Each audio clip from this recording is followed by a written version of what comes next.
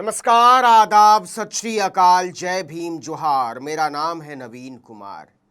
ये तस्वीर देख रहे हैं आप, देख ही चुके होंगे।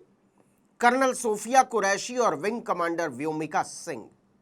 यही भारत की तस्वीर है, यही भारतीयता की तस्वीर है और यही भारत नाम की सोच की तस्वीर है। यह उस दौर की तस्वीर है जब देश को चलाने वाली भारतीय जनता पार्टी की सरकार में एक भी मुस्लिम सांसद नहीं है। मंत्री तो जाने ही दीजिए। उत्तर प्रदेश, बिहार, गुजरात, मध्य प्रदेश, छत्तीसगढ़ और राजस्थान जैसे बड़े राज्यों में उसकी सरकारें हैं, वहां उसका एक भी मुस्लिम विधायक नहीं है। विधायक छोड़ दीजिए, मुसलमानों को टिकट न देकर वो इस संदेश को साफ रखना चाहती है कि हम मुसलमानों से नफरत करते हैं और ना तो उनका वोट चाहिए और ना ही राजनीति में उनकी भागीदारी। ऐसे में कर्नल सोफिया कुरैशी और विंग कमांडर व्योमिका सिंह की यह तस्वीर बहुत उम्मीद बंधाने वाली है और इससे कहीं ज्यादा आदमी में आदमी के विश्वास और मानव गरिमा का झंडा बुलंद करती हुई। नरेंद्र मोदी और उनकी पार्टी भले मुसलमानों को अछूत मानती हो और ठसक के साथ उसके नेता मुसलमानों को लेकर घृणा का माहौल तैयार करने को अपना राजनीतिक धर्म समझते रहे हों, लेकिन भारत की सेना ऐसा नहीं मानती। मैं कर्नल सोफिया कुरैशी और मेरे साथ विंग कमांडर व्योमिका सिंह आज आपको 6 से 7 मई 2025 की रात 1:05 से 1:30 बजे के बीच भारतीय सशस्त्र बलों द्वारा अंजाम दिए गए ऑपरेशन सिंदूर के बारे में जानकारी देंगे। यह कोई तुक्का नहीं है कि जिन दो धर्मों के नाम पर नागरिकों को लड़ाकर विभाजनकारी शक्तियां सत्ता के मजे लूट रही हैं और लूटना चाहती हैं, उन्हीं दो धर्मों की बेटियों ने मुल्क को बताया कि जब बात राष्ट्रीय सुरक्षा की आती है तो देश एक है और यही एकता हमारी ताकत है। भारत के इतिहास में पहली बार सेना की तरफ से दो धर्मों की महिला अफसरों ने किसी ऑपरेशन के बारे में जानकारी दी। इस कार्रवाई में 9 टेररिस्ट कैंप्स को टारगेट किया गया और पूरी तरह से इसे बर्बाद किया गया।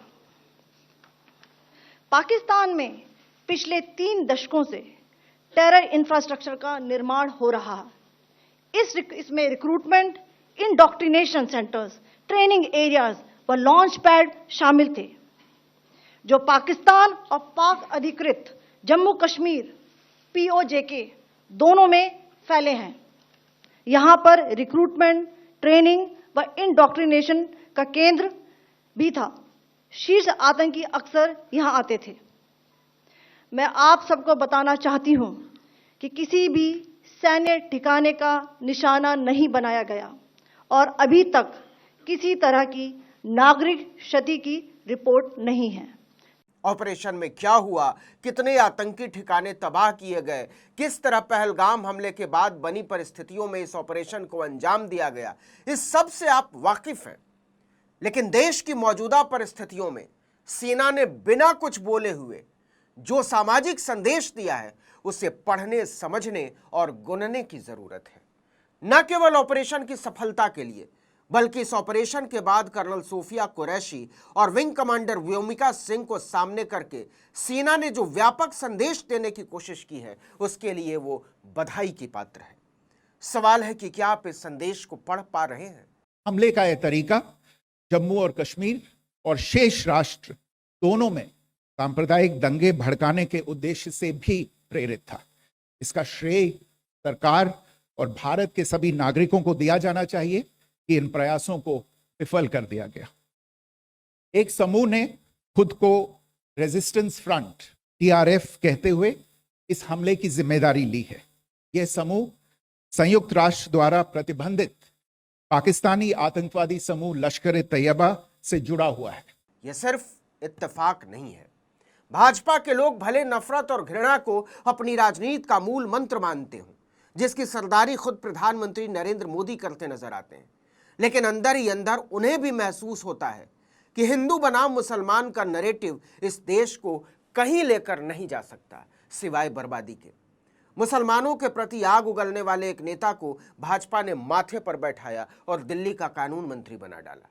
देश के गद्दारों को गोली मारो का नारा लगाने वाले एक सांसद को मोदी ने पुरस्कृत करते हुए कैबिनेट मंत्री बना दिया। एक साथी मुस्लिम सांसद को भरी लोकसभा में कटुआ मुल्ला आतंकी बोला गया भाजपा के सांसद द्वारा और मोदी के मुंह से बोल नहीं फूटे। मैं जानबूझकर किसी का नाम नहीं ले रहा, क्योंकि यह किसी एक नेता की बात नहीं है। एक अंतहीन सूची है, लिस्ट है ऐसे नेताओं की जो इस सोच की सियासत में अपनी तरक्की की गुंजाइश तलाश रहे हैं, और यह बात उन्होंने खुद नरेंद्र मोदी से सीखी है।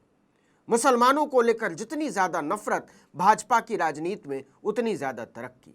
All the targets were neutralized with clinical efficiency, and the results reiterate the professionalism of the Indian Armed Forces in the planning and execution of their operations. No military establishments were targeted. India has demonstrated considerable restraint in its response.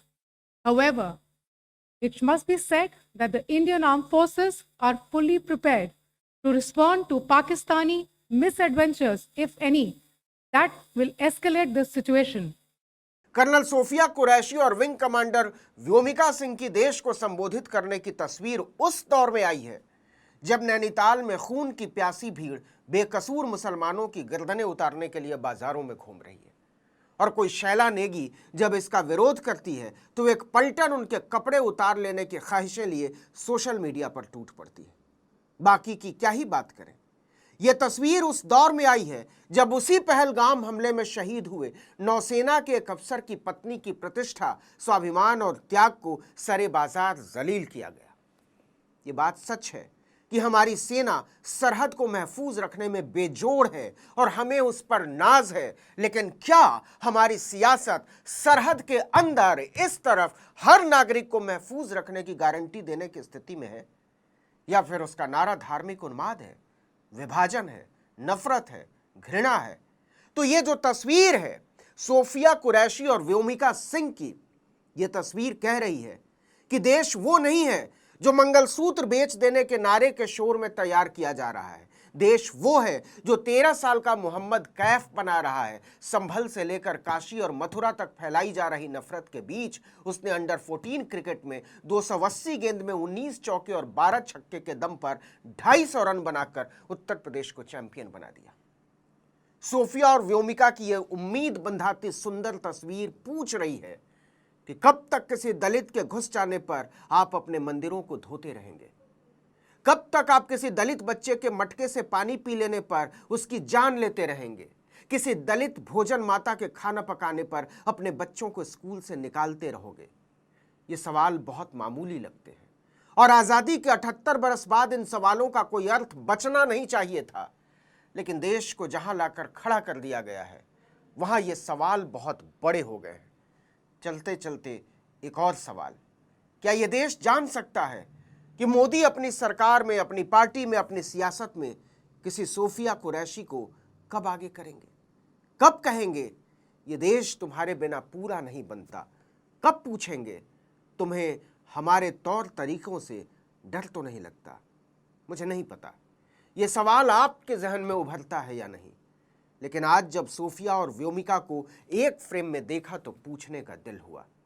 इससे किसी की तौहीन तो नहीं होती, मेरा ऐसा कोई इरादा नहीं। फिर भी अगर बुरा लगा हो तो गुस्ताखी माफ। इस वीडियो में इतना ही, लेकिन अगर आपने आर्टिकल 19 इंडिया को अब तक सब्सक्राइब नहीं किया है तो फौरन कर दीजिए। बेल आइकॉन दबाइए, घंटी जैसी आकृति, लाइक कीजिए और कमेंट करके बताइए हमारा वीडियो आपको कैसा लगा। हमारा ट्विटर हैंडल है आर्टिकल 19_इंडिया और मेरा ट्विटर हैंडल है नवीन जर्नलिस्ट। नमस्कार।